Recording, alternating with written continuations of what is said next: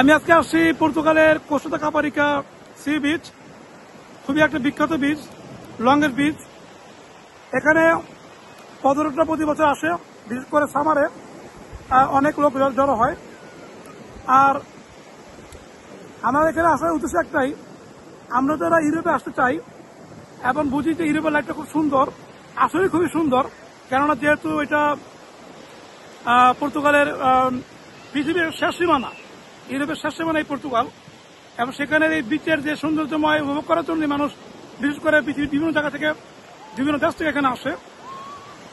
তো আমার এখানে আজকে এই কথাগুলো বলার একটা উদ্দেশ্য, আমাদের বাঙালি ভাইরা যারা দেখবেন আমাকে হয়তো ভাববেন যে আসলে এত সুন্দর দেশ, যদি আমরা পারতাম তখন চলে যেতাম। সব ঠিক আছে, বাট প্রবলেম হচ্ছে এটা, যারা আমরা ইউরোপে আসতে চাচ্ছি কিংবা এখন চেষ্টা করতেছি কিংবা যারা আসছি, অনেকে বেকার হয়ে বসে আছে। কারণ একটাই, তাদের কোনো কাজ জানা নাই।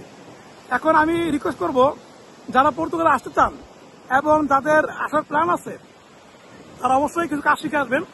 যেমন ধরেন ড্রাইভিং কাজ, ড্রাইভিং এর লাইসেন্স নিয়ে আসবেন, কিংবা ইলেকট্রিক কিংবা ওয়েল্ডিং এর মিকম্যাক 2টা সার্টিফিকেট আছে, যদি আনতে পারেন, আপনি এই দেশে ঢুকতে পারেন এবং কাগজ করতে পারেন, ইনশাল্লাহ আপনারা 4 লাখ 5 লাখ করে কামাবেন, কোনো ঘটনা না। এবং সেই কার্ড দিয়ে আপনারা, সেই সার্টিফিকেট দিয়ে আপনারা বিভিন্ন দেশে কাজ করতে পারবেন, তারা এখানে ট্যাক্স পে করবে। এই তথ্যগুলো জানানোর একটা মাত্র উদ্দেশ্য যে অনেক বাঙালি ভাই যারা আসছে, তাদেরকে দেখি 3 মাস 4 মাস ধরে এসে বসে রয়েছে। বিশেষ করে যারা টিএম ভিসা আসছে, তারা এসে বসে রয়েছে, কেউ কেউ কাজ করতেছে আর কেউ কেউ পাচ্ছে না। কারণ একটাই, তাদের দক্ষতা নাই। তো আমি মনে করি যারা আসবেন, তাদের দক্ষতা নিয়ে আসবেন।